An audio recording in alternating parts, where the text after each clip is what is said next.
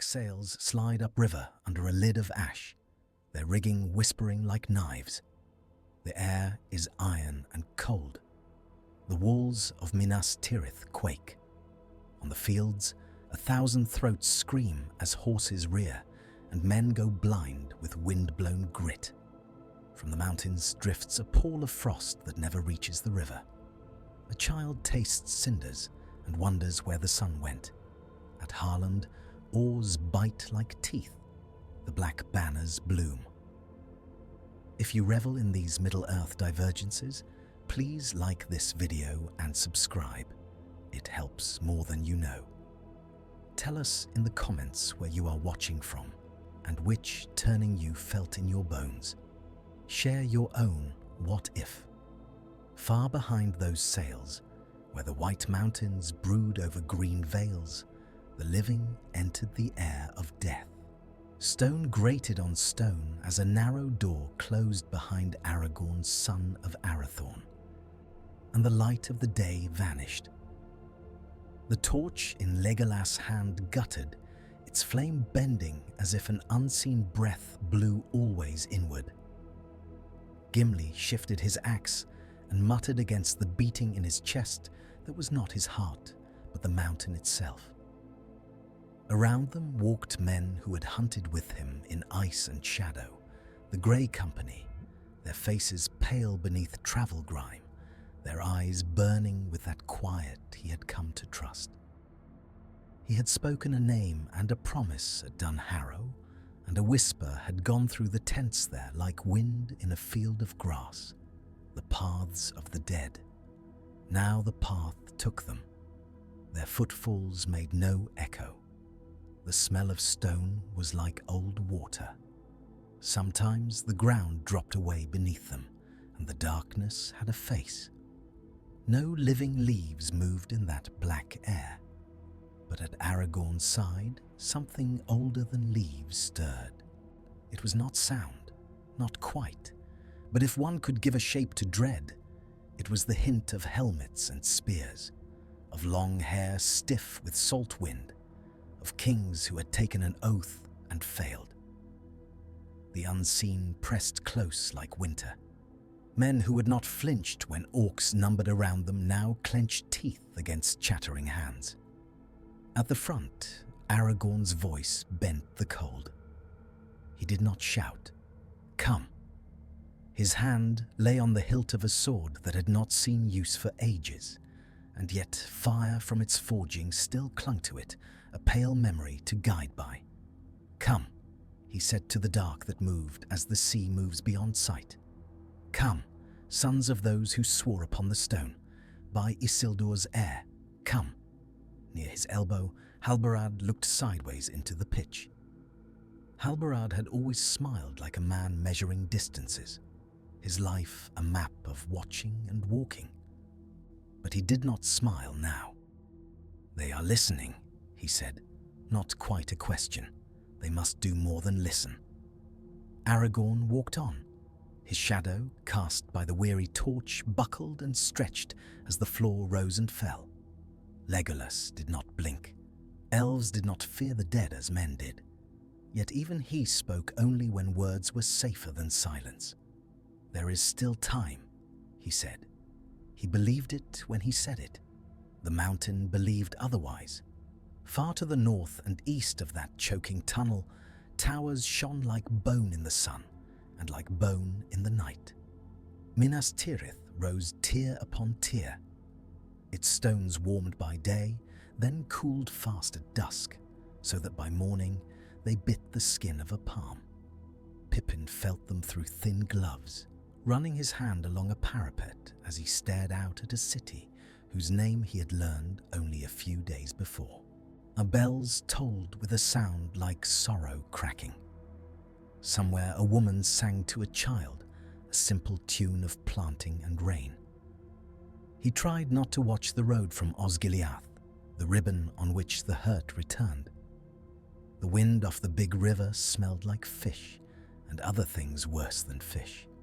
It brought voices without words, as if the reeds themselves knew a language of fear. "I did not think it would be so big," he said. because it was easier than saying he did not think he would ever be so small. Beside him, Gandalf set a wrinkled hand on the stone. The wizard's eyes were full of far places and nearer pain. "Big enough to fall," he answered, for he did not lie even to children, and Pippin was a child in that place, though he had seen more than children should, but not, I hope, before we have done what we can. Below them, the house of the steward held its own cold. Denethor sat in the dark and took the measure of his city through sound alone. He did not need eyes to see ruin. It had brushed his face in dream, and the touch had been an insult. His hands were long and white. When Faramir came to him, smoke was already here. Denethor smelled it on his son's cloak and hated it, and hated that the scent of the river lay beneath. Faramir stood straight, though ash streaked his hair. "We held the causeway forts as long as we might, Lord." He did not say father. He would not beg warmth when he had no warmth to give. The enemy has sent a savagery not of men alone. There were shapes that made no shadows yet darkened the air, and a fear that spoke in the heart. "We have saved some of our men." "Some," Denethor repeated, and the word was a stone dropped into deep water. He turned his head slightly.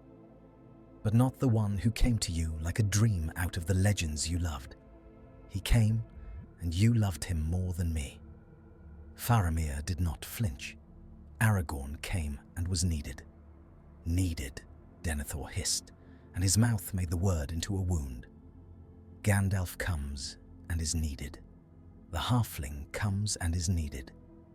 You come back with your life, and it is not needed. Is that the song we are singing? Go then. Go to Osgiliath and hold it so that I may not be forced to look at what I cannot bear. Gandalf opened his mouth. Faramir bowed and left. The wizard closed his mouth and watched his own hope break against a man's grief. Beyond those walls, 1,000 wheels and hooves made their own weather on the grass of Rohan. Morning there bit the cheeks hard and then let go. The wind came from the north and tasted like iron.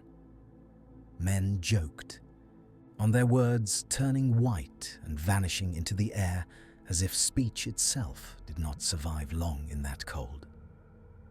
Theoden King sat his horse as one who had been old and then was less so and marvelled at his bones. Beside him rode Eoma, whose anger burned like a forge behind them, moved a river of leather and wood and breath. Merry walked at a saddle stirrup, and his feet ached in a way that would be funny later and was not any kind of funny now. He listened to the songs, the ones the riders spoke under their breath to the rhythm of hoofbeats, and told himself he would write them down in a book if he had the chance. He had seen a book once that had not been opened in 100 years, and wondered what it felt like to have that much quiet in one place. He tried not to think about quiet. At Dunharrow before dawn, Eowyn had stood with his cloak in her hands and looked at him as if she could see through him. "I cannot wait and eat and pour wine while the world ends," she had said. Her voice had been the sound a sword makes when drawn. "You could come with me," he had said, because it seemed obvious to him that companionship was as good a weapon as steel.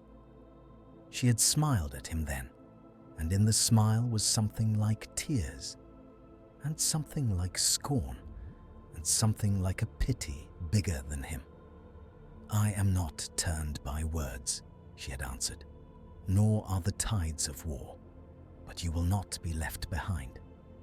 She had bent like a reed, and then become what the reed becomes when ice wraps it in winter, and the snowman's shadow had fallen across them both. South past mountain routes where the land softened into vineyards, and then into the slow green flats of Belfalas. And the sea hissed and hissed. Men who loved the sea more than any land walked the decks of black ships and checked the lashings of their war machines. Tar stung the throat.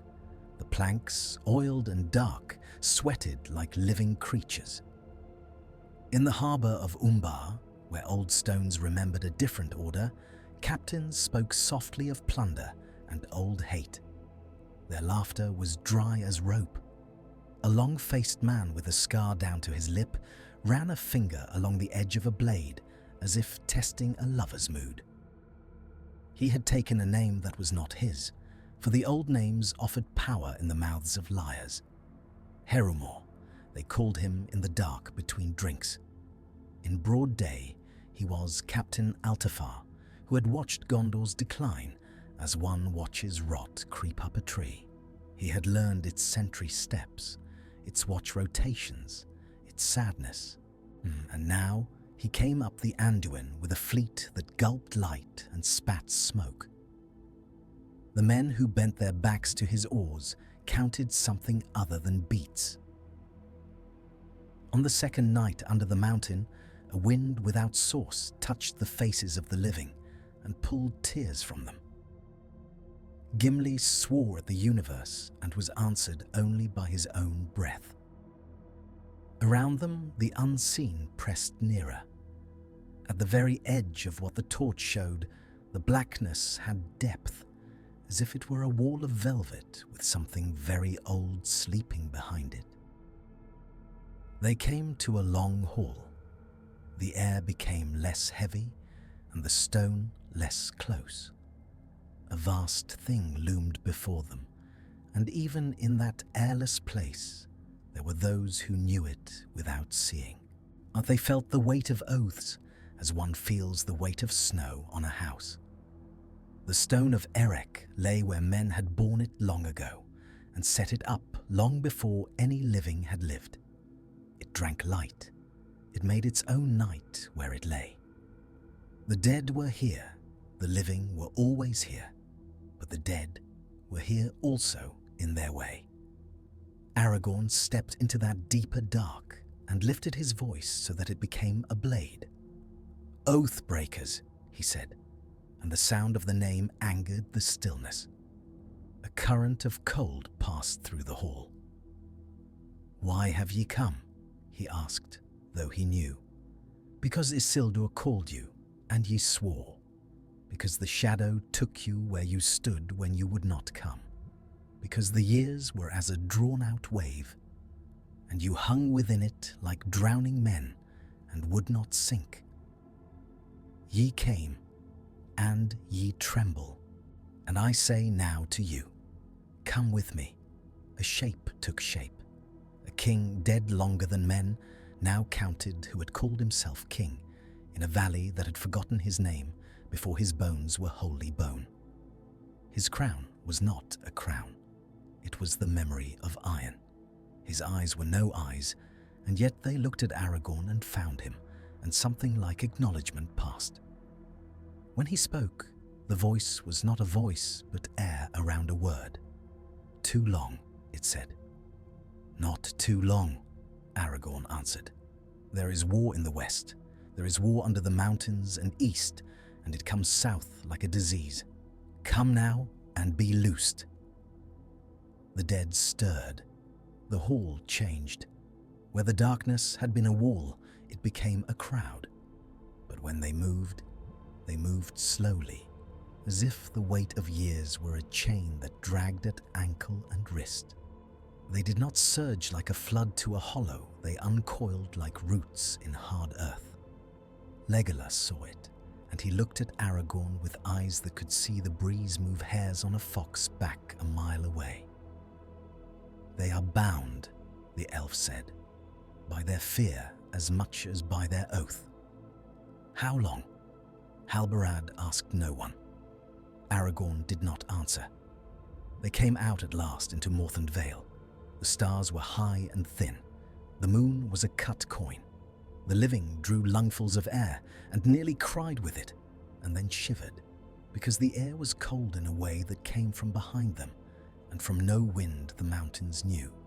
At the foot of the hills, the folk of the Vale had lit fires and then stamped them out because it felt wrong to have flames near what was coming. A boy with a smear of flour on his cheek peered from behind his father's leg and saw torches and horses and banners that looked like smoke. And beneath all of that, a haze, like a low cloud hugging the ground. He would remember the sound more than the shape. It was the sound of thousands of feet not touching the earth, and it was in his bones thereafter whenever he tried to sleep in winter. Aragorn rode ahead and sat tall. He spoke to men who watched with their teeth in their lower lips. "Call your neighbors in," he said. "Do not fear. The dead go to war against the enemy."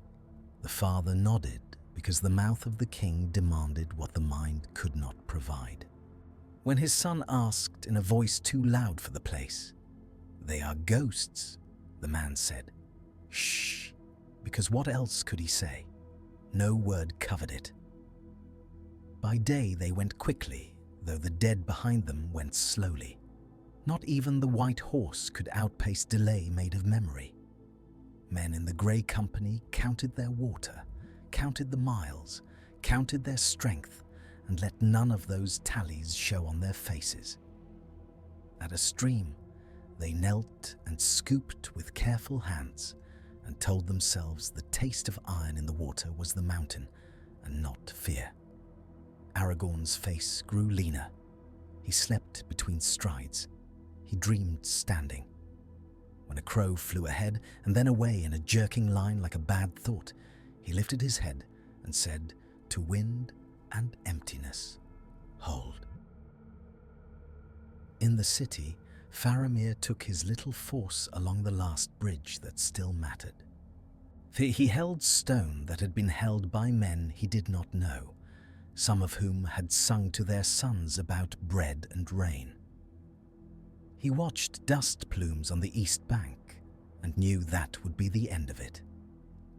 There was a cloud above the Morannon like a hand, and sometimes the hand closed. A rider came red with speed. "Back," he called, and Faramir would have said something dry and true about bravery and duty, but his mouth was dry and his head rang. He lifted his hand, and with that small gesture loosed 100 men from doing what their fathers would have told them to do. They went. He went last. On the way back, he rode with his head low, but his eyes always up. Inglorian of the House of the Silver had once said to him over a jug and a fire, "Seeing makes a man more a man." Faramir had not believed it then. He believed it now.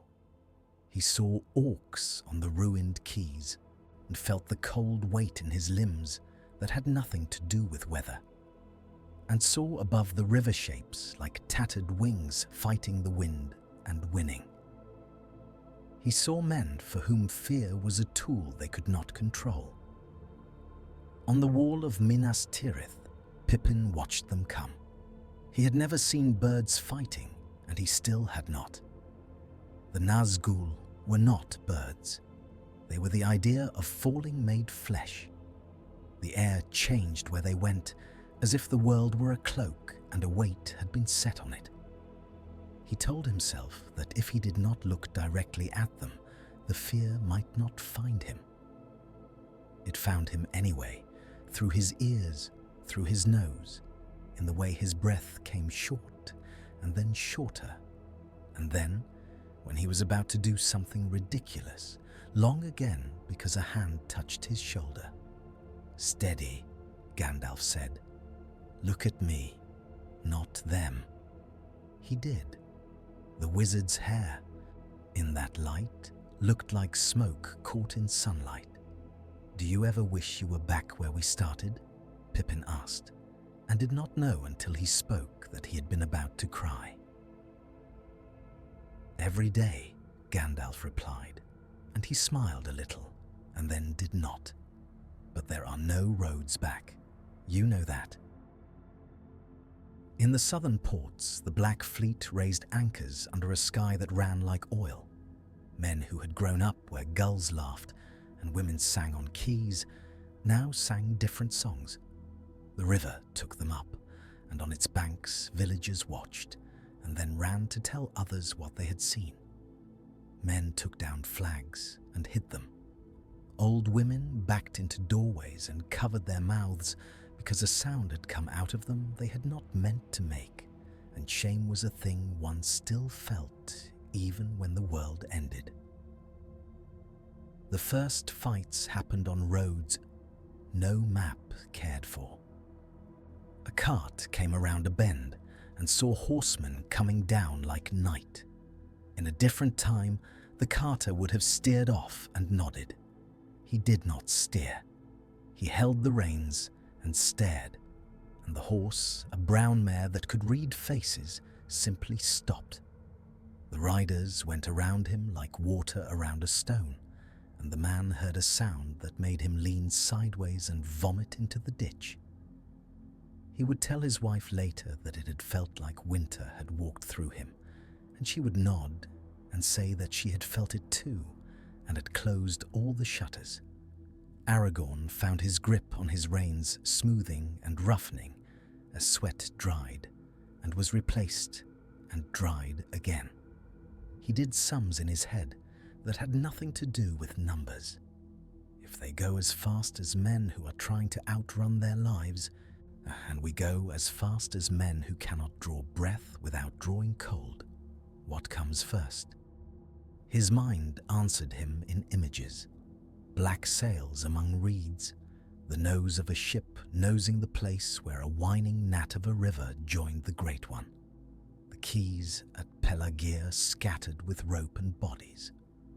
Night fell quickly that far south. Men from Dol Amroth were already dead on planks they had stained with their work and wine. The corsairs moved like thieves in their own houses.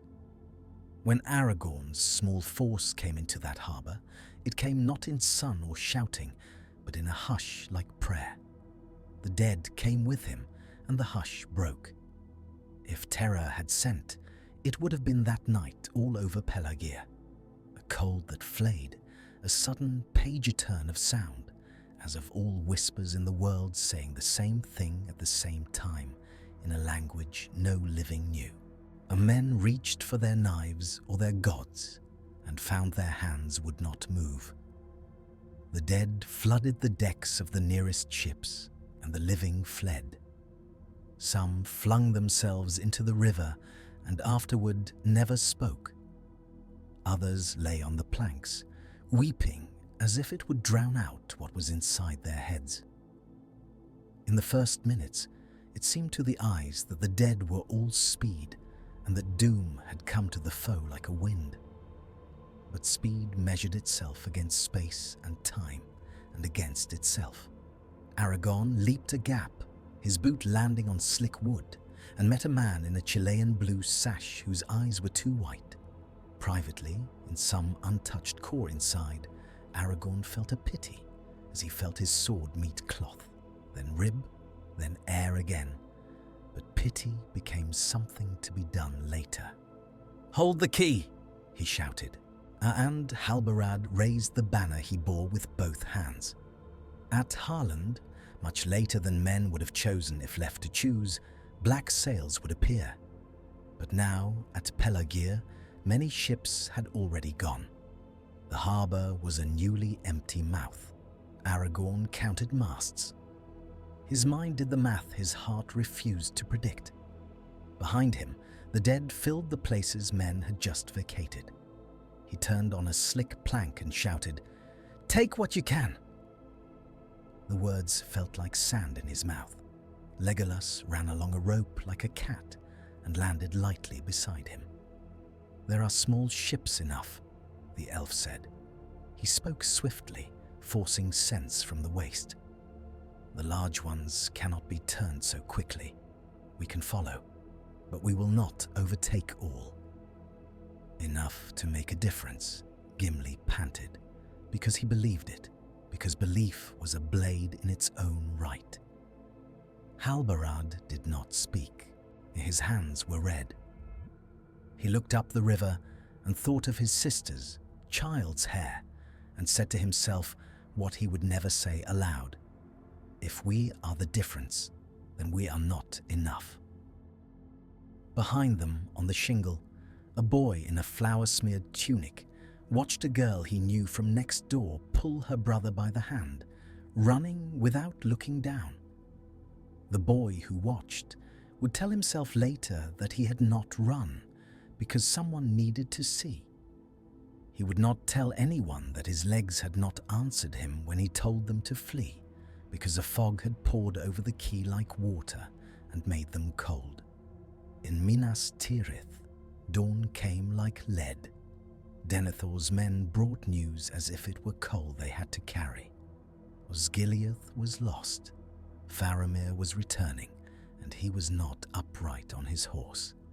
The gate opened and Gandalf's shout cut the air into useful pieces. Make way. They bore Faramir wrapped in his cloak, his hair damp and his breath shallow. Pippin watched and thought of a brunch time in a field with mushrooms, and laughed, and then was ashamed, and then laughed again, because the mind will do what it must to keep from breaking. He followed Gandalf without being told, and somewhere in the house of the stewards, Denethor looked down at his son, and saw not his son, but his own death delayed. "Do not take him from me," the old man said to the wizard. "He is all I have." "Then have him," Gandalf answered, and grief made temper of his voice. "But do not burn him, because you cannot bear that he still breathes, and you still must." Later, Pippin would wonder whether those words had been the first spark. The drums began at mid-morning. They came up from the east like a second heart in the ground. They only stopped when new sounds took their place. Horns, first single and then many. The old horns that had sounded in the ages before. Men forgot the names of their forebears. Above the clamour rode a shadow. It was not the shadow of a thing that had a shape and could be outlined and struck. It was the shadow that comes when hope leaves, and it blanketed the fields before the Ramas and then washed over them like dirty water. The Ramas Echo took the first punches. Stone cracked. Men who had never met fell onto each other and whispered apologies to their mothers and to the earth. Then the main body of the enemy came, and behind it servants of a darkness that had never been men, and behind them twisted beasts, and behind them drums again, and behind them silence, vast and blank, which had more weight than any noise. On that first day of unleashing, it would have been a miracle if the city had held. But the city had built miracles into its bones. A madness took the attackers, and a steadiness took the defenders. Imrahil of Dol Amroth rode out like a banner pulled taut by wind, and pale fire clung to his mail where no light could have made it do so. He brought men with him who had learned to move as one thing, and they moved and then moved back again, drawing breath and letting the attackers feel the quality of their own rage. They bought hours that could not be counted with coins. Yoma came. His people came. For an instant so brief that you could fit the world into it and not notice it, the horns of Rohan spoke, and even the fell beasts canted, their bat-like heads turning slightly as if they listened. The light on the field changed. The Witch King wheeled his mount because doom had come to him in a new shape, and the new shape was old, and he knew it. He left the gate to its cracking, for what were stones to a doom? Shadows passed above. The Rohirrim cried out words that were also names: Snowmane, Firefoot, Arod. They went from trot to canter to gallop, and the ground shook like a drum struck by a fevered hand. The first impact broke men and monsters alike in a joy of motion that was hateful and holy. Theoden was a king and felt himself a man, and in that brightness he did not see the bending of doom toward him until it seized him by its shoulder. "Death," he cried, and in another world the word would have sufficed. On the walls, Pippin heard it and repeated it under his breath, as if it would save the lives of people he had never met. The gate shuddered. Gandalf sat his horse with his staff raised, and the light that ran along it was not a light you could see. It was a sound you heard in the bones. "Hold," he said. Behind him, half the city tried to breathe and found that breathing was a thing one had to think to do. Eowyn rode helmeted and then unhelmeted, and she screamed. Her scream was not like the screams of because. It was like the scream of a thing that has had enough and is tired of it, of a person who has looked at a life and finds that it must bend. She stood on that killing ground, and death came to her with a crown. It spoke to her in a voice older than rain, and she said words with it, and to it, and for it that were like blades. Words cut it.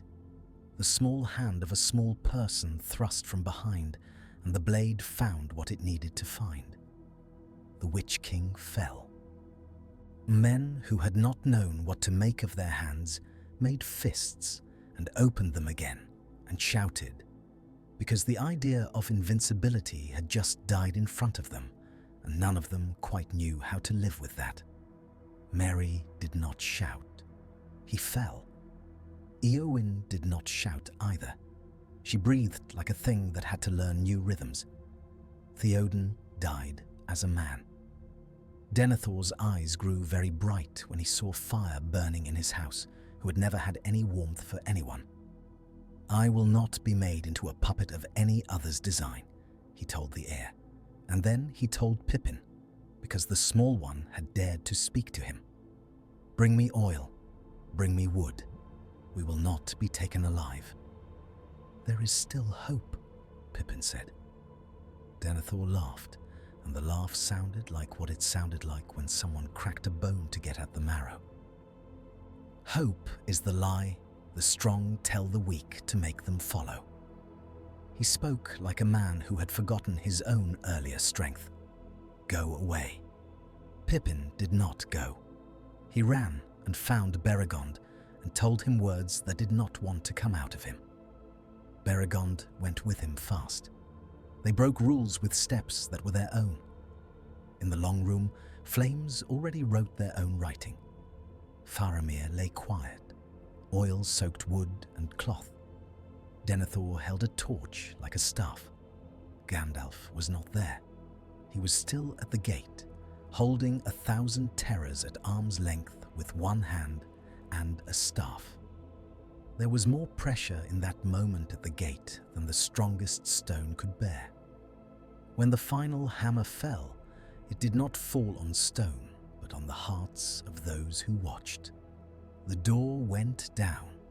The gate was now a hole into which things would pour.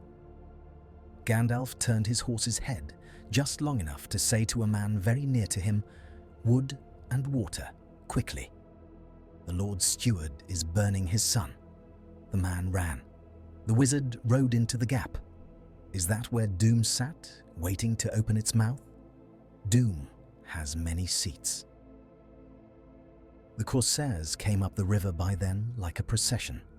At Harland, men on the quays had whetted blades and folded their fears into small parcels and put them in the bottoms of their chests. Now they opened those parcels.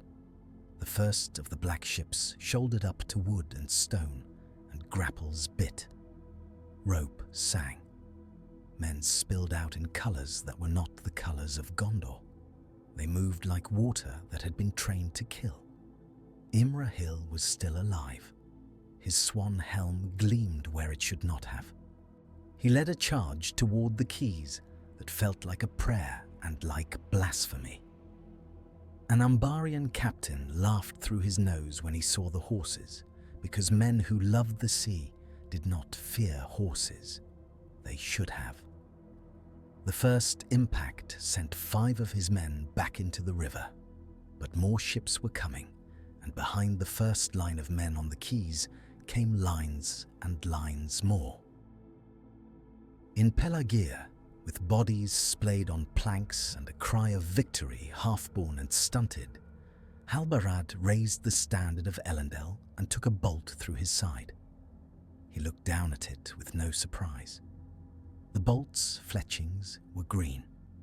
He put his hand over the wound and left it there, and when he lifted the hand, there was red. "Do not tell me," he said mildly to no one, then to Aragorn, "that this will not sting." "We go," Aragorn said, and he did not look at Halbarad's side, because if he looked he would need to stop, and he could not stop. "Take what ships will turn, as many as will hold us. The rest we put fire to. We cannot give them back to the foe." Legolas sprang already, light on a gangplank, and cut a line. Gimli bent to a cleat and cursed when the knot had been tied by a man who did not believe in the future. The dead moved among the hulls like the last breath of winter, but they were still moving in, the movement that had already cost them the hours they needed. A man looked into the water and saw there an old face that was his own, if he had never done a kind thing in his life. They went. When the captured ships beat their oars, the river took them up reluctantly, as if angry at being made complicit. Behind them, Pelagia burned. A woman in a doorway held her baby and watched the fire zigzag up the rope grids like a crab, and said to the child into its fine hair that this was all wrong and that it was too late to put it right. The city groaned. It did not fall. The Rohirrim broke and broke upon the pressure, their strength a song they could not stop singing, even when their throats filled with blood. "To me," Eomer called, and men came to him because they had to. He saw black sails with eyes that did not want to see them. He saw the Swan Knights turn, and he saw Imrahil take a cut that should have killed him, and did not, because sometimes the pattern of death slips out of joint. The horses stamped. The men of Gondor who were on foot set their backs to walls that had not been intended for this. Pippin ran where Beregond ran, and his breath came hot and thin. When they burst into the long room, the heat struck faces and eyes like open-handed blows. Faramir moved then, only a little. His lips opened and closed as if the sea breathed through him. "Stop," Beregond said to his own captain, because no other words fit in his mouth. He lifted his sword. 2 guards stepped between him and the bed. He struck them. His blade bit through a man he had known since boyhood. He made a sound, a low whirling sound like a saw that he would hear again in dreams until an old age he did not know he would have. Denethor held the torch a little higher. The fire leapt and was ready. Pippin did what the small do when they cannot lift. He bit. He clamped onto a wrist and tasted oil and skin and salt. The torch clattered and rolled. Flames licked cloth. Beregond dragged the bed. The fire caught the hem of Denethor's garment and crawled like an animal. Denethor did not scream. He laughed once, and there was in the laugh a sound like a wall falling. Gandalf came then, and for a moment everyone in that room knew what should have happened. The old man would have caught the torch up neatly and flung it aside. He would have set his hand on Denethor's shoulder and said something that would make a man realize that the burdens he carried were not all his own. That moment never arrived. Gandalf stood in the doorway, swaying. Ash streaked over his face, his mouth a hard line, and stared at what had been done. "Take him," he said, meaning Faramir, meaning the bed. They dragged. Flames crept up curtains. Denethor's laugh died out, and in its place came a sigh so long and thin it was almost a song, and then silence. The room filled with the sound of many small fires speaking to one another. Pippin leaned against the wall and felt stone against his back, and thought, "He is dead." He did not know that the words were about more than one man. On the fields, Eowyn lay as one laid aside. A man finally picked her up. That man was not Faramir, because Faramir was somewhere far from there, his skin hot and his hands dead cold. The houses of healing took them where they took them, and old women there said words to herbs and to bruises that they had learned from their mothers. They moved hands as if the world could be coaxed back into order. "This one is heavy with his own darkness," one of them murmured over Merry. "Do not let him go." At the river mouth, the captured ships strained. The oars had a rhythm that men knew because their grandfathers had told them stories.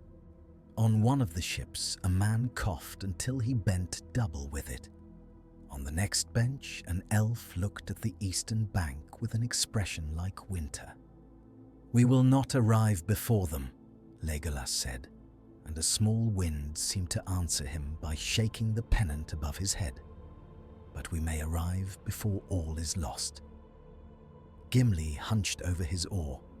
He had been many things in many wars. He had not been a rower. His shoulders burned in their sockets. "We will arrive," he said, "and I, for one, will be on that quay. I have come too far to drown this close to land."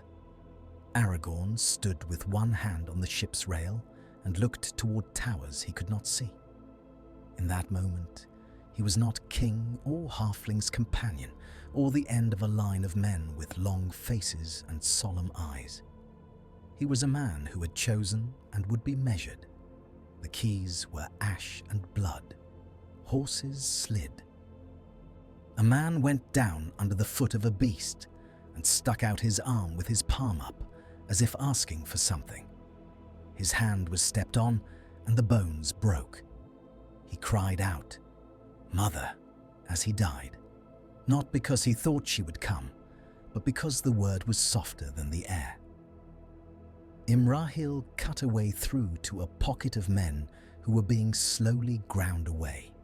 There was a rhythm to slaughter, and he kept time with it the way a dancer does when a fiddler drops a beat. He looked up once at the city, and in that glance he saw a white thing flicker and then vanish. It was not a banner. The histories would later say it was the light of hope or the play of smoke on a landing. It was neither. It was a white moth caught in a draught. Pippin stood on a landing and looked down the long drop of a stair. Trolls were coming up it. A man ahead of him screamed, and the scream shrank as if the stair absorbed it. He set his hand to the pommel of his sword and felt foolish. Behind him, Beregond wiped blood with his sleeve and touched the hilt of his own sword to his forehead for a half second. "Stay behind me," he told the halfling. "I will not," Pippin said. He had found his breath again somewhere. "I will stand with you." "That is as may be," Beregond said, but he did not step in front as far as he might have, and that made a small difference that would matter later. Gandalf moved between fires. He was a light and he was a shadow. Men opened ways for him they had never opened for anyone. He went where the pressure was greatest and eased it with a word and a cut. His horse blew foam from its nose and worked its feet like a dancer. His eyes had gone too far inward.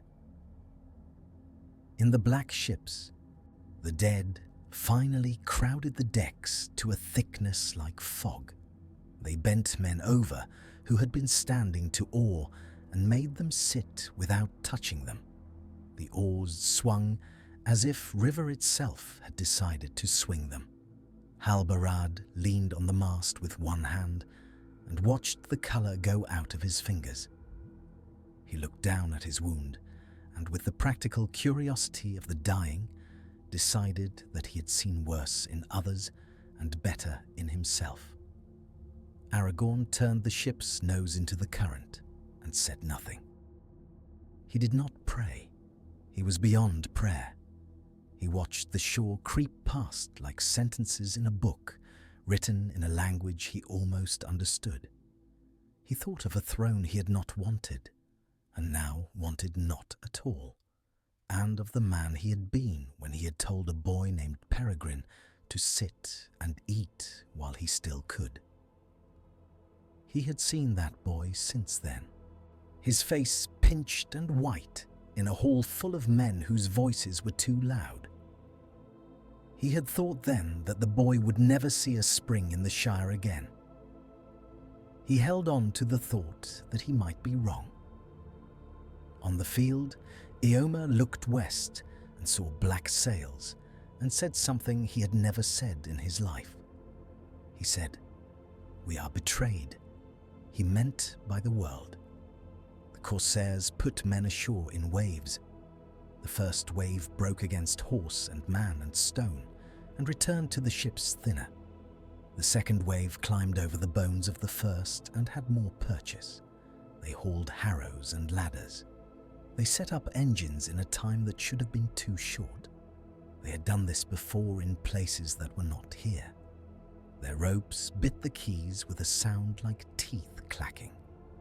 And then, at last, a sound came up the river that nobody expected and everybody had dreamed. It was not horns. It was the harsh wheeze of oars that had been overused. It was men yelling at other men to push and keep pushing. Two white pennants lifted on an unexpected mast.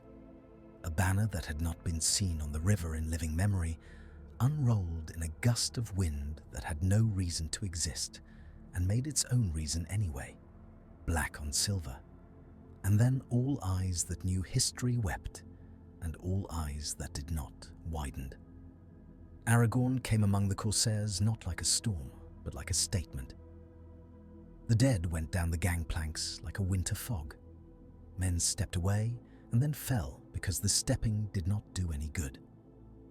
Gimli's axe met a man's shoulder and sank. Legolas' arrow took a captain through both cheeks. The sound that came out of him was like a flute. Halbarad stood his last, and then did not stand.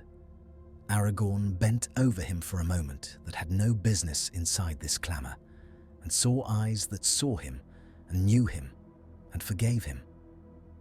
"Your banner," Halbarad said, and then he was finished with that, and Aragorn took the banner shaft more carefully than he had taken anything in his life.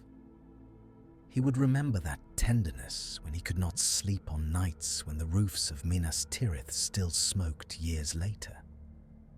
But now he turned and lifted the banner high, and men who did not know him cheered him because they needed to. They drove the corsairs off the landing. The ships that had come up behind the frontline ships drifted uncertainly, like things that had lost their reason to exist. Men on them argued and then stabbed one another and then fell into the water, all in silence. The dead covered the quays like a frost and then kept going, running down alleys and across planks, sitting at men's tables and making the plates rattle as they passed. On the decks of ships, rats leapt into the river because they could not stand the cold.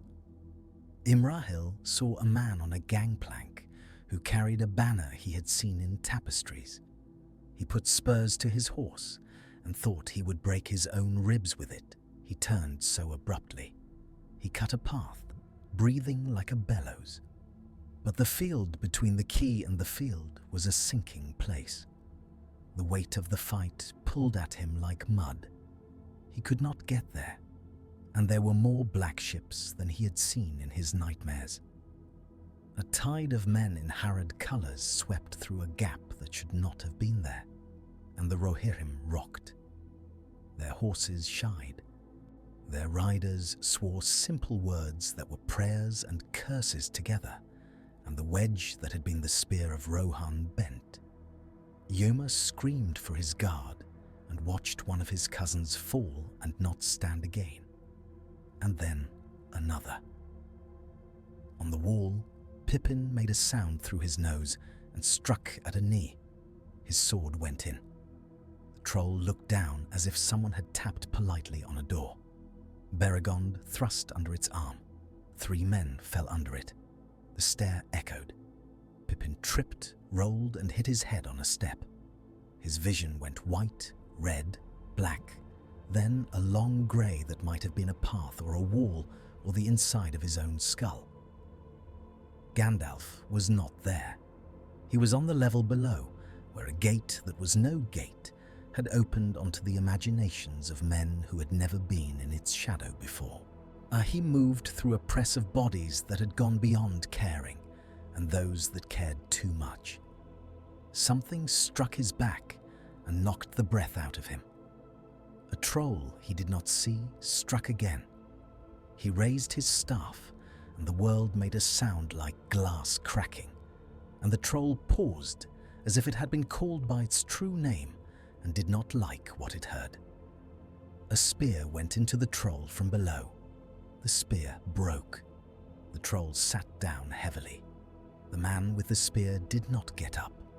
Outside the city and inside the city and beneath the city and in a lightless place south of it and east of it, 2 small figures crawled on stone that stank and burned. Frodo's breath came in rattles. Sam's came in grunts he did not mean to make. They moved from shadow to shadow in a place where shadow was the default, where light came out of cracks like odd things in a cellar. They wore the livery of the enemy, and it itched. They had been thirsty for longer than men are meant to be thirsty. They had been hungry for longer than that. "What time do you think it is?" Sam asked once, and meant what part of the world were they in that they had not yet been in, because it was not day or night. It was a continuous present that had no mercy. "When we are where we must be," Frodo said. He had begun to speak like a person who had a thing to do and could not afford to think about his feet. "We will know." Sam's eyes gritted. His head pounded. He saw nothing of Pelennor or Pelagir or horns. He saw a light that was not a light on the edge of the world and a tower with eyes in it. Sauron looked. Was he looking at the city, at the black sails, at a hallway full of fire, at a river mouth where a man came with a banner out of his father's dead hands? He looked as a master when he must choose between beating a servant and punishing a dog. He had so many leashes. He jerked one, he jerked another. Once, in some other version of this hour, a new sound would have broken on those fields and changed the mood. That sound did not break now. The black ships had already docked and had poured their men out like oil. The men who came with them knew the streets of cities that were not their own, and they treated Minas Tirith with a professional disdain. They were not here to hate it. They were here to break it efficiently and to make that breaking serve their master. Aragorn carved away toward a ladder. A body fell past him and splashed. He did not look at it. A spearman set his point at Aragorn's belly. The spear stopped an inch short of the leather. The man who held it looked very surprised. He dropped. The dead washed around men like a wave around a rock, and then became the water that erodes rock. In the face of that many years, even malice learned to fear. "Up," Gimli said, and they went up. Legolas followed, his bow nearly useless in that close press. He had never been afraid of heights. He was afraid of time now, because time was the thing that always ran out when you needed it to wait. In the houses of healing, a woman with hair as grey as winter said, "The king's foil, where is it?" And her hands shook when another woman pressed into them a handful of leaves. Outside her doorway, the sounds of fighting came in little bites, like spiders. Inside, Eowyn's chest rose and fell.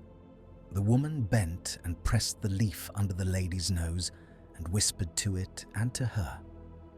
And if that was superstition, it was a superstition that sometimes worked where nothing else did. Faramir did not breathe for a long time. Then he breathed. The old woman who watched him said, "He is burned without fire. Something has been done to him that does not show." She looked toward the city's upper levels, where smoke wrote long, low words along the sky. On the wall, Pippin woke with a taste of iron in his mouth. Beregond stood over him. There was blood on the man's sleeve and gritted in his beard. "You live," Beregond said. "For the moment," Pippin answered. His head rang like a bell without a ringer. He looked for the troll. It was not there. There was a smear where it had been. "The world keeps ending," Beregond said, and then he grinned. "And then it does not." "At least not all at once," Pippin offered, and found that he could stand if he used the wall. By now, the black ships at Harland were aflame. Some had taken fire from arrows. Some had been lit by their own captains when the dead came aboard and refused to leave. Smoke blew along the river and then into streets, making a blanket for fighting to hide under. The dead moved like weather.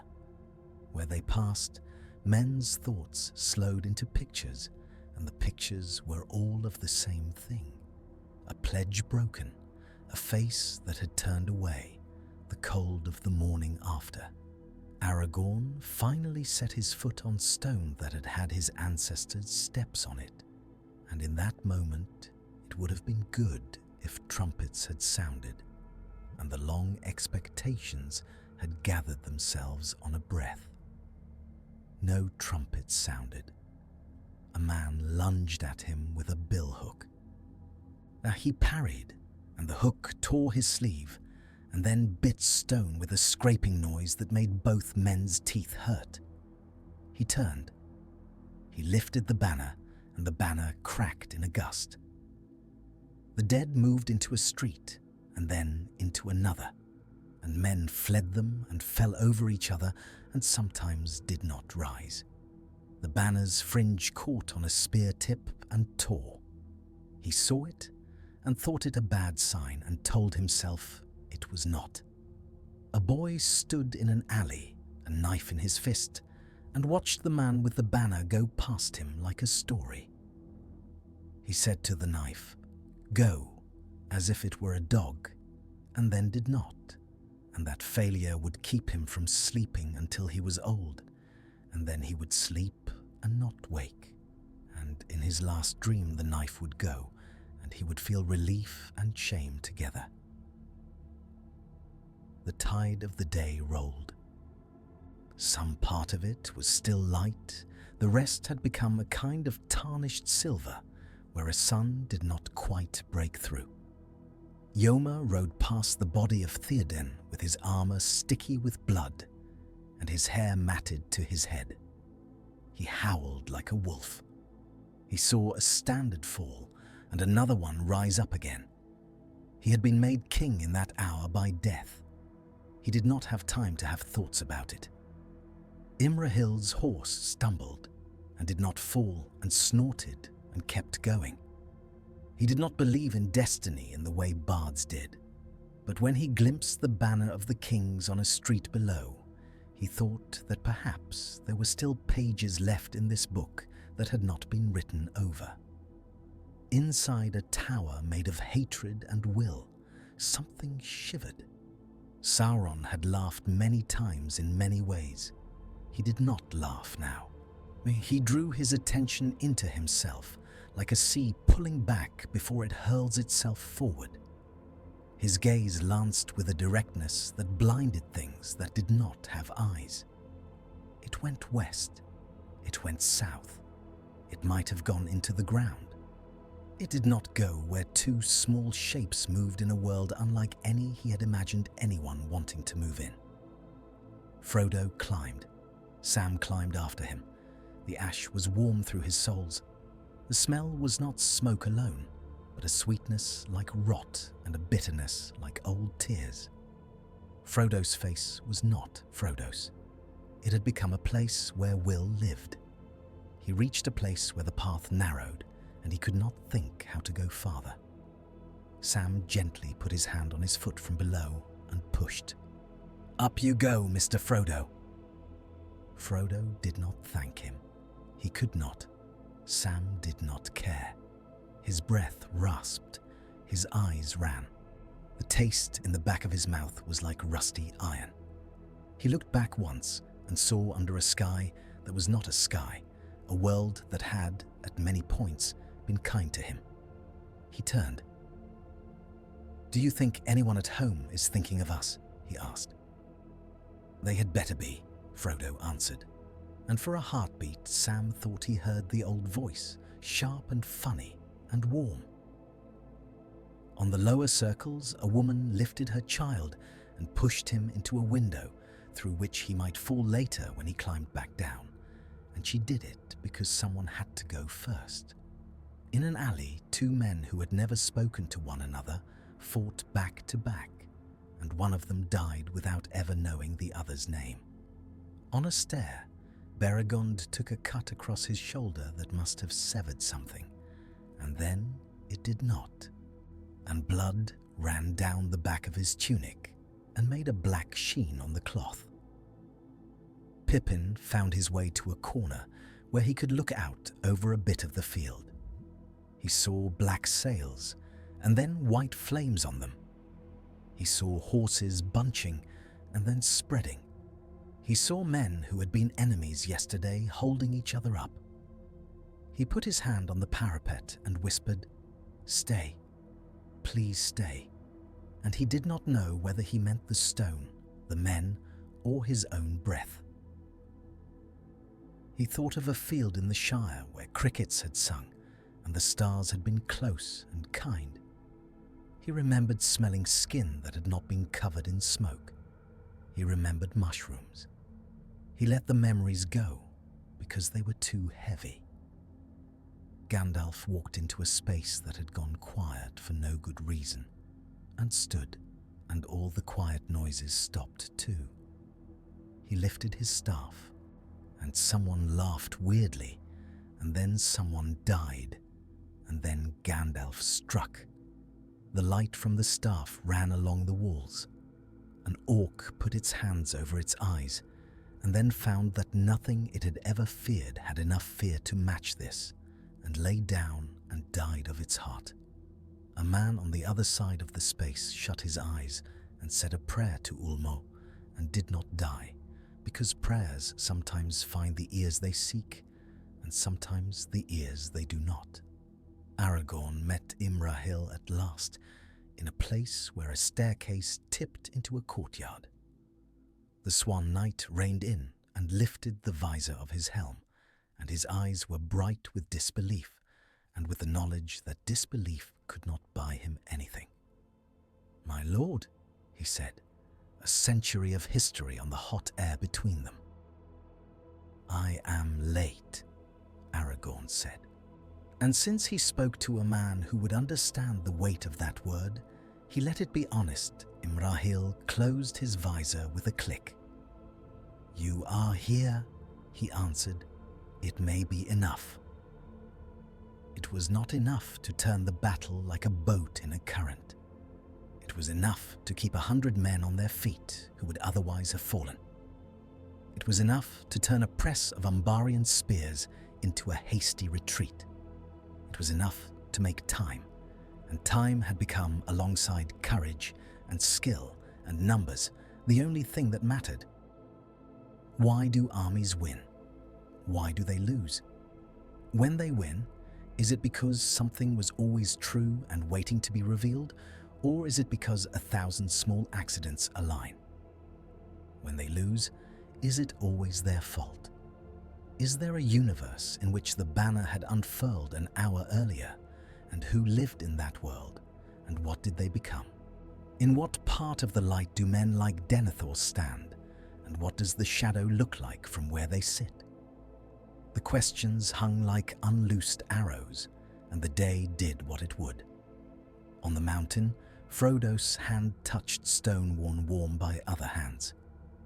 "Do not let go," Sam said, in case the world needed telling. He looked up and saw a light that was not a light. It was a glow like the heavy breath of a sleeping thing. His mind stuttered. A figure moved in it like wire and rain, and he realized he had always known that this was coming. Gollum had never not been coming. He had waited in the dark and in light and on cold stone and in rivers. He had waited in their footsteps. He moved now with a glee that was not joy. His fingers were claws. His eyes did not blink. You see, all the world that had ever loved him or had been loved by him was pressed to nothing in a pocket he had sewn inside himself. He hissed. Sam stepped between him and Frodo like an iron thing. "No," he said, and the word bridged years. Gollum laughed and slipped aside. He had never been here to fight a gardener. He jumped, he bit, he clawed. Frodo shouted. The ring called him by his truest name. He answered it without moving his lips. "I am here," he told it. His face looked like a skull. In the city, the ground trembled. A stone rolled off a parapet and bounced, and a man who had fought for 6 hours straight without a break turned to look at it because he could not look. Because men are still men, even when the world is a sausage grinder. He smiled at the khaki of the stone as if it were a living thing, and said, "Hold on to it and to himself." He did not know that far away someone else had just made a choice that would undo all choices, that a thread had been pulled so hard that the cloth could no longer pretend to be cloth. On the quays, the dead waited for a command that would release them. They pressed into alleys where no man had been for years because the rats had ruled there. Rats fled them. Hot oil climbed a wall and then retreated as if ashamed.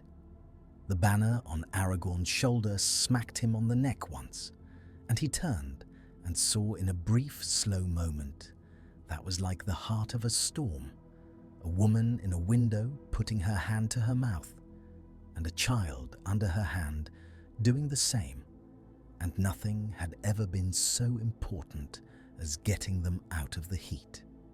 He ran for the door to that house. Legolas called. Aragorn, not as a warning, because warning was a luxury. Frodo put on the ring. It happened without words and with all the words. He went from being a body on a slope with a hand on a rock to being a place in the world where the world turned. He vanished. The sound of vanishing was like a thought snapped in half.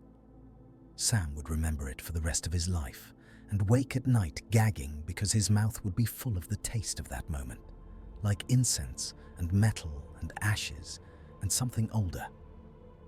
The eye turned. It turned like a storm. It saw.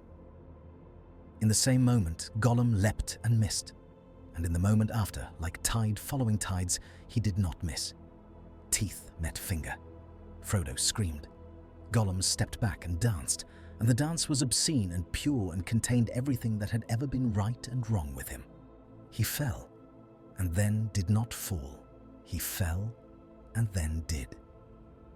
He came off the rock like a rabbit from a trap.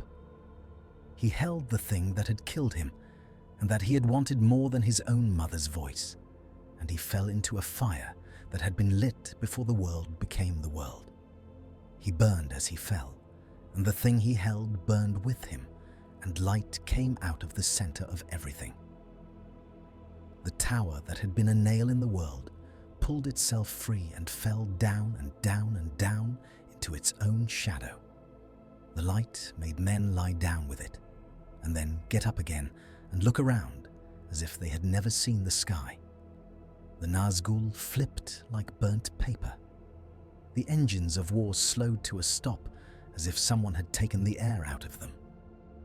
The drums stopped. Orcs wailed.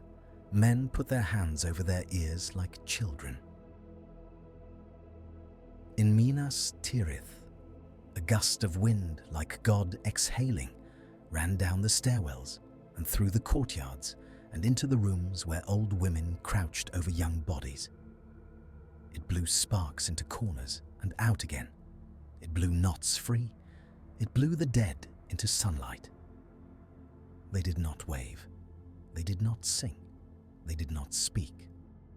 They were as they had always been, men without the grace of death. But the light searched them as a hand searches a truss for weakness, and it found in them the broken oath, and it found the binding that had held them to a king of long ago and to the lie of their fear. The light undid those bindings with no more drama than the snuffing of a candle, because when a thing has been untrue for that long, it cannot bear much force. They left. They unmade themselves like a posture. They folded out of the world like a page turned.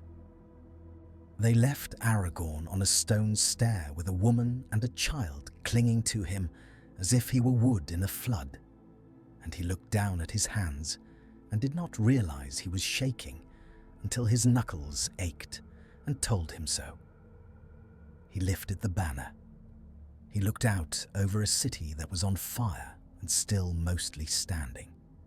He wept once, a single sound like an animal, and then did not weep again for a long time, because there was work. On the field men were killing, and then they were no longer killing, because the reason to kill had been pulled out from under them. Orcs looked at their hands and wondered what they were holding. The corsairs went to their knees as if water had risen suddenly around them to the hips, and said their mothers' names, and then their own names, and then the names of their captains, and then all the names meant nothing, and the Rohirrim reeled like a drunk who has at last found the wall and will never leave it again. Yoma found his sister's body and did not see anyone around him for a long time. Imrahil reined up in a space full of smoke and held on to his saddle horn and breathed hard and looked at Aragorn, and then he bowed his head as if it had become too heavy. "My lord," he said again, and this time the word went into the air differently. Gandalf stood on a stair with his staff low and his face dirty and his eyes clear. He took a breath and let it out. There was a silence in him that had not been there yesterday. A troll at his feet twitched and was still. Pippin stumbled to him and stood and put his forehead against the wizard's sleeve like a child. "Is it done?" he whispered. "It is done," Gandalf said, and his voice broke like a boy's. And Pippin looked up and saw water in the white eyelashes. That was the aftermath, which came before the end, because that is what aftermaths do. They dug dean holes in the Pelennor, where men could roll their dead down and pray later. They pulled bodies from stairways and made lists they could not finish. In the long room where Denethor had made his last fire, they scraped burned oil off stone and could not get it all. And every time someone went in after that, there was the faint smell of it. Faramir woke to a white ceiling and a face he did not know touching his wrist. He did not smile. He breathed. Eowyn opened her eyes and shut them again, and said, "No," and then said, "Yes," and then did not say any more. Aragorn knelt to bind a man's arm, and then stood to speak to 3 men who had come to find a lodestar. He said nothing loud. He touched few men. His presence was its own statement. It was made up of the way he lifted his head and looked at the white walls and did not flinch, of the way his hand shook when he thought no one saw, and of the banner folded under his arm. He laid that banner across the coffin of a man whose name he had never known and walked away before the men carrying it had left the room. They found out who had not made it. Halbarad had not made it. The message went north like a cold morning.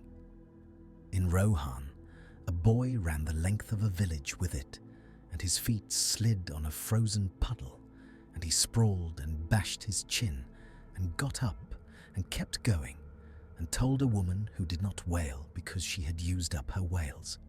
In Dol Amroth, a maid folded up a cloak with a leaf brooch and sat with it in her lap until a candle burned all the way down and burned her fingers, and she did not move.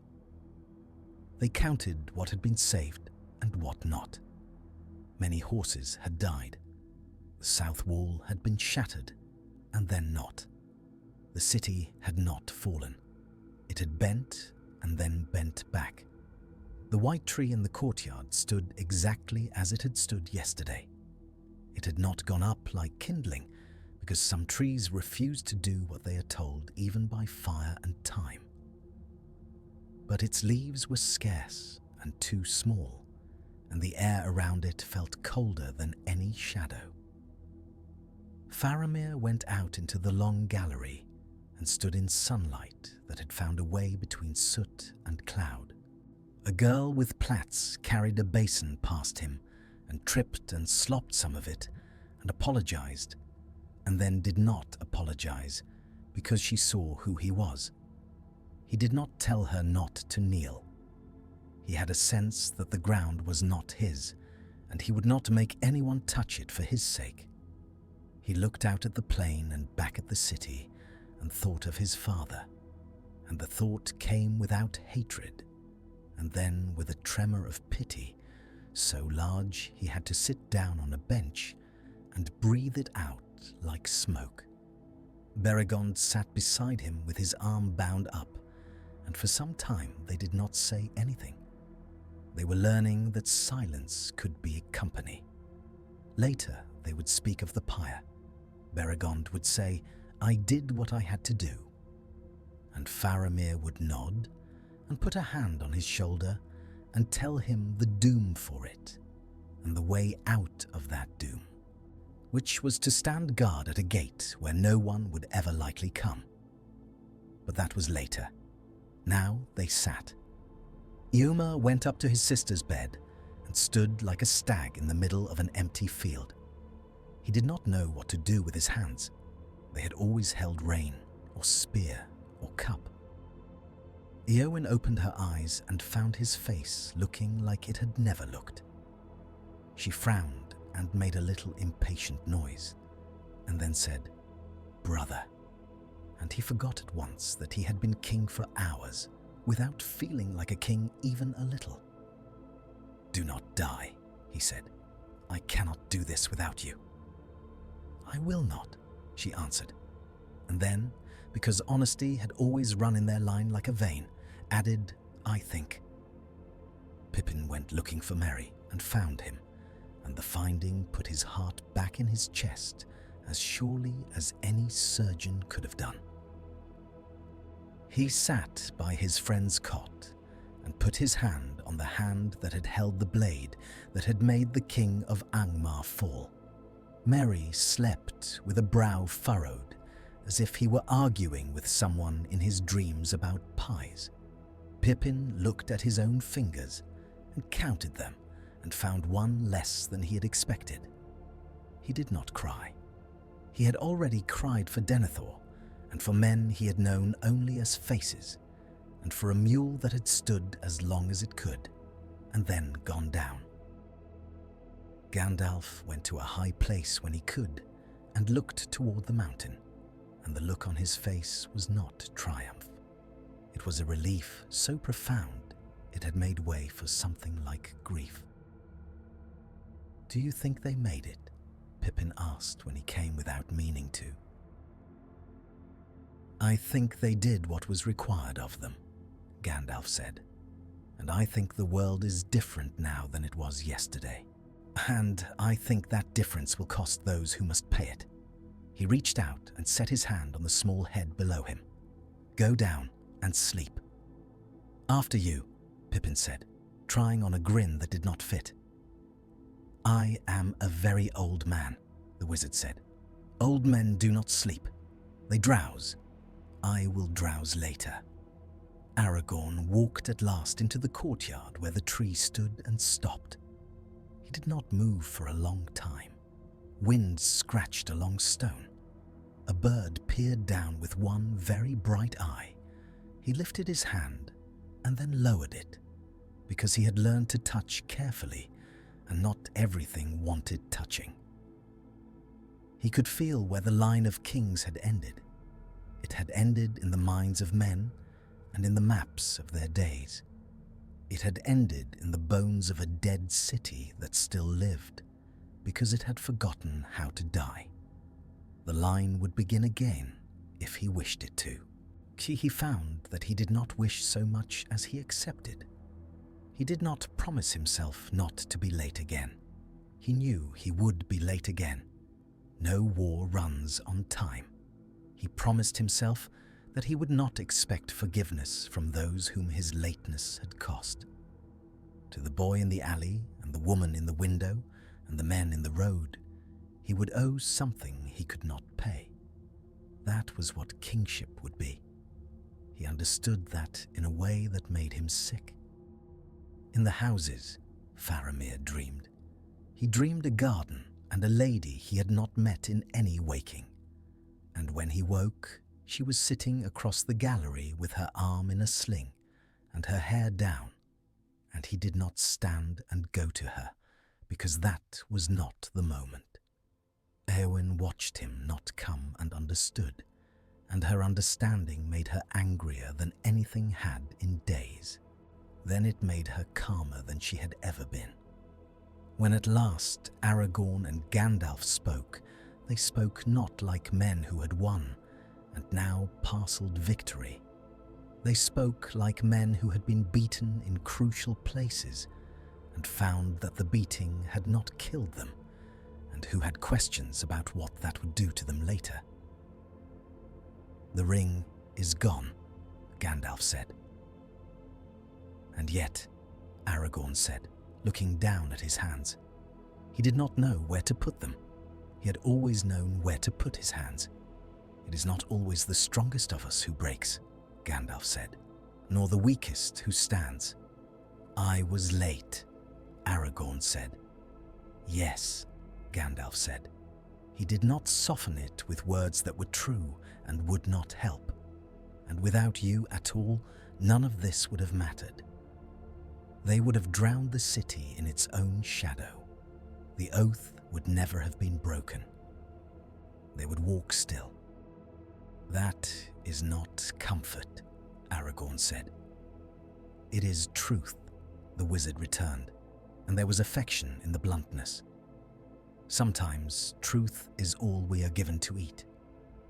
When the word of Sauron's fall rippled out across the map in waves like wind moving through grain, the Shire felt nothing at first. There were no towers there to shake, and no staircases to echo with the bang of men's boots. There were no men to make boots that would bang. There were gardens and a few important doors. A woman washing carrots looked up because a wren had stopped singing mid-note. Then the wren began again. She shook her head and went inside to stir the stew and scold a boy who had left his boots on. Later, someone would notice that the mornings were less horrible for a while, that the frost did not hang on as late into the sun as it had in other years. Later, Far from any road, a man would stop and look up at the clouds and see a shape that looked like a crown and be ashamed of the thought and not tell anyone. The things men tell themselves about the world, when to start and end them, are as much magic as any that slow the feet of the dead. The world after was a world with new robins and old smoke. The fields outside Minas Tirith sprouted mounds, and men walked between them slowly because the ground did not entirely feel like their own yet. Rohan sang a song that a child wrote on a stone, and that the men did not sing because it cut them in places they could not mend, but that women sang when they boiled water. Yoma stood before a council and said only, "No more burning without crying," and men looked at their hands because they had been burned and had not cried. And a silence passed through the room that would do them more good than laws. Eowyn took up the tools of healers without taking vows. She went where old women went at night and made pouches and opened them and breathed in particular ways and taught other women and 2 men that breath, and taught them to press their fingers into a place on the wrist where a pulse spoke. Faramir went to the wall and looked out at a plain that would be green again and would not forget the blood. He asked if the men who had fought at Osgiliath could be given small holdings near the river if they desired them, and when someone said it was not feasible, he asked them to make it feasible, and told them that until they did, he would not sleep and would come to every meeting with that same request and would not stop asking. Beregond took up his post at a gate where no one came. It was a punishment and a redemption and a joke. He took his son to that gate one day and showed him a moth with white wings and said, "If the moth does not tire, it will fly to the mountain." And Bergil nodded as if that were a thing likely to happen. Pippin learned to stand when grand folk came into the room and did not resent it. He learned to read records that had been written when the ink itself seemed young. He sent letters home to a place he had trouble conjuring when he shut his eyes, but that came back sharp to him when he woke. He did not speak of Denethor unless asked by a man who had lost his father difficultly. And then he spoke and made of his words a soft coat and a hard truth. He kept his finger stiffly and then back in his imagination, and sometimes he itched at it in his sleep. Merry went down into the city's lower parts and ate stew at a table with men who had been carpenters and were now soldiers and would be carpenters again. He laughed and set his cup down hard and made a joke that made a man spit ale. And then he went upstairs and sat by a window and shook until his teeth chattered. He hid the trembling from Pippin for as long as he could, and then he did not, and went to sleep with his face against Pippin's shoulder. And he woke to find that breathing could be done without thinking about it. Gimli walked the ruined streets and loved them. He loved the way stone broke, and the way it would take an edge if you asked it right. Now he laid his hand on a cracked lintel and said, "I can fix this." And men who had never thought of admitting a dwarf into their hearts let a dwarf into their hearts. Legolas stood on the battlements and looked east without any malice. He watched a hawk get smaller and smaller.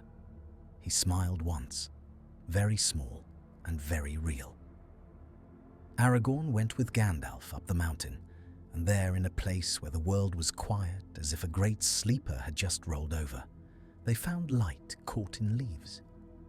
The sapling held a green so intense it made them squint, and the white was not the white of the old tree, but of something new that had decided on white for its own reasons.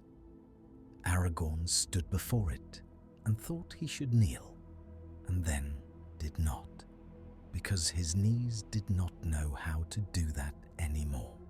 He lifted the sapling and put his hand into the earth and found it cool, and when they set the tree in its place, the air changed in the courtyard. "It will do," Gandalf said, and that was the highest praise he could give. He looked at the man beside him and saw weariness and knew that it would never go away entirely. "You will do," he said also. "I will do," Aragorn said, and spoke to a world that would always have a day that came too late for someone, a word that would land too softly or too hard, a summons that would be answered after the need for it had changed shape. He took the crown from the bodiless hands of a tradition so long it had become its own person, and when he set it on his head, he felt the weight that hundreds had borne, and found it both less and more than he had imagined. He stepped forward and was seen. What had been altered by lateness? Many names that would have been written in a neat, small hand, in rooms that smelled of ink and leather bindings, were not written at all. No green garden in Ithilien was offered by a young lord with grey eyes to a lady who had put her sword aside because it had begun to taste like iron in her mouth. Her path bent differently, and in that bent was a particular loss. A steward who would have stood on a balcony at dusk and drunk in the smell of rain before it came, and then told a gatekeeper to go home and sleep, would not stand there later. The knights of Dol Amroth would come back with fewer tales to tell, and more ghosts to keep in their eyes. Some died who would have lived. Some lived who would have died. The tally is not a tally any man could bear.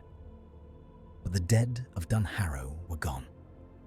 Boys in Morthond would not wake to feel the breath of the winter no season carries. Old women would not open their shutters with a hand that shook for reasons beyond age. The stone of Erech lay under moonlight and drank it, and gave none of it back. The king who had worn the memory of iron on his head had stood before a living man and said the words, and had been answered, and then had not stood anymore, because standing is for those who are still bound. The binding was undone. It was too late to save the men who died because of the delay. Too late to return Faramir to his father, in a moment when the old man could still have chosen warmth over flame. But not too late to unmake a wrong that had been seed for long. When Aragorn walked under the new leaves of the new tree, he thought of the banner catching and tearing, and of Halbarad's hand on his hair. He thought of a woman's window and a child's hand. He thought of a boy in an alley who had not thrown a knife. He thought of the king whose position he took up and whose bed he would not sleep in, because he would never sleep precisely. He knew that grief does not make kings weak, that grief is their strength. He walked with grief as one walks with a friend whose company is not always wanted, but whose presence keeps despair at bay. Sometimes, late at night, men with white hair and women with small children would walk up to him in markets and on stairways and put a hand to his sleeve and say, "I saw," and he would put his hand on theirs and say, "So did I," and that would be enough. Sometimes it would not. He made a practice of going to the gate Denethor had loved to look out through, and standing there until he was cold, and then standing a little longer. He meant the city to know what it had survived. He meant to know it himself. Even farther away, in a place where the earth had been cracked into a mouth and then had shut it again, two small people sat and ate a thing like bread that was not bread, and looked at each other and laughed because the thing had been done, and because laughing made breathing easier. Sam leaned his head back and closed his eyes, and saw, even through his lids, light. Frodo looked at his right hand and did not say the words that came into his mind. He put it down. He picked up the cup that Sam pressed into his left. "We are going home," Sam said, and home was a word and a place and a time all jumbled. And it was a thing men who had never left and would never leave took for granted and would never again. "Are we?" Frodo asked softly, and his voice had become so delicate that only someone who loved him could have heard the question in it. He would go to the Shire, and he would sit under a tree and feel sun on his face and hear a lark. He would write some of this down.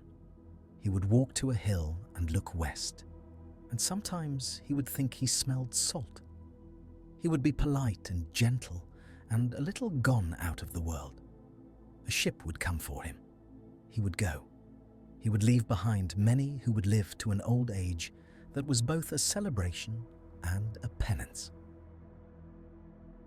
On a day of sunlight and banners and new paint, Aragorn was crowned.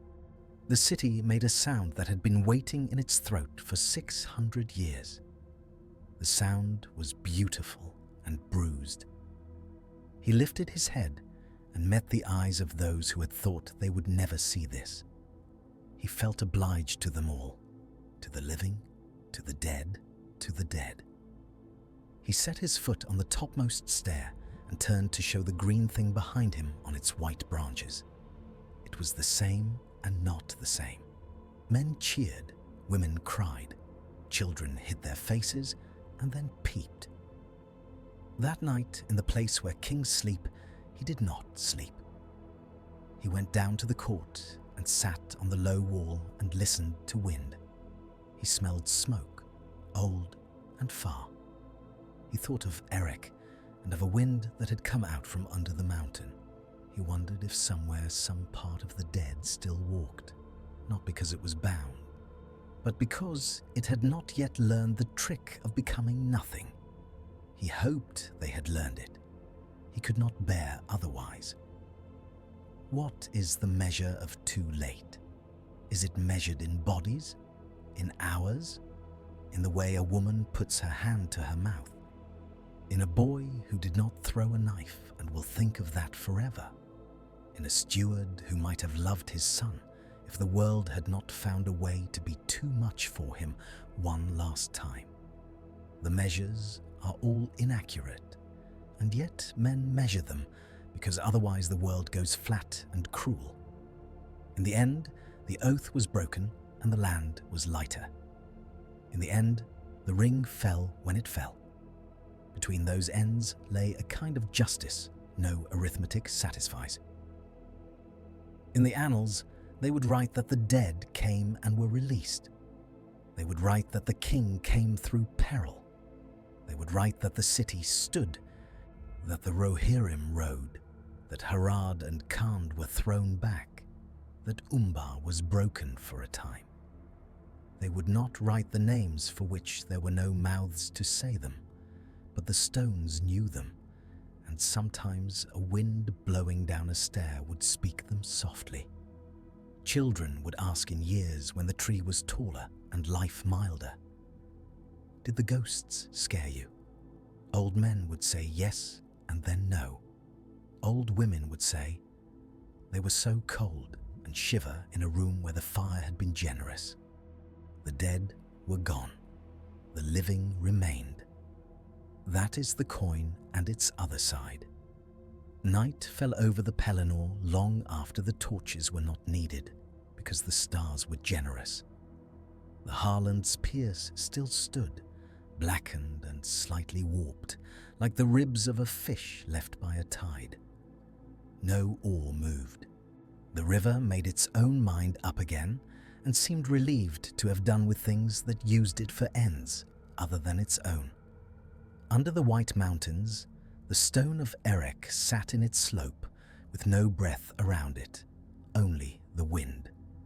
Something white crossed the moon and did not cry. The banner of the king hung still in the new air. A leaf loosened on the new tree, turned in a breeze no one felt, and fell without a sound.